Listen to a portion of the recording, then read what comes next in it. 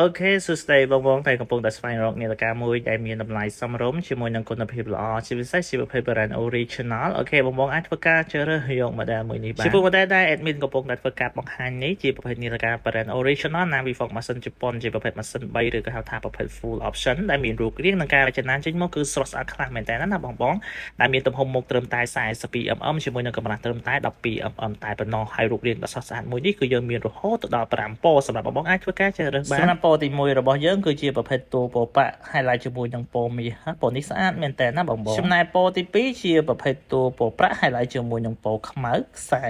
ឆ្នូតពណ៌ខ្មៅក៏ស្អាតដែរបងប្អូនពណ៌នេះចំណែកពណ៌ទី2ជាប្រភេទតួពណ៌ប្រាក់ប៉ុន្តែមុខរបស់គេជាប្រភេទពណ៌ខ្មៅចំណែកពណ៌ទី4ជាប្រភេទពណ៌ប្រាក់ highlight ជាមួយនឹងឆ្នូតហើយនឹងមុខរបស់គេជាប្រភេទពណ៌ blue ពណ៌នេះក៏ស្អាតដែរបងប្អូនហើយចំពោះពណ៌ចុងក្រោយគឺជាប្រភេទតួពណ៌ប្រាក់ប៉ុន្តែ highlight ជាមួយនឹងមុខរបស់គេជាប្រភេទពណ៌ green ឬហៅថាពណ៌ស្វាយហើយបើនិយាយពីគុណភាពចំពោះ model នេះគឺល្អមែនតើគឺបំពាក់មកជាមួយនឹងគុណភាព high quality តួជាប្រភេទលោហៈ stainless steel អត់ហើរពណ៌អត់កាន់ថ្នាំអត់កាន់ចេះកញ្ចក់ជាប្រភេទ high hard nickel ដែលធន់ទៅនឹងការបាក់បែកនិងការស្កូតហើយបំពាក់មកជាមួយនឹងអាវការពារទឹកជម្រៅ30ម៉ែត្រផងដែរហើយ model នេះគឺយើងធ្វើការធានាគុណភាពរហូតដល់2ឆ្នាំ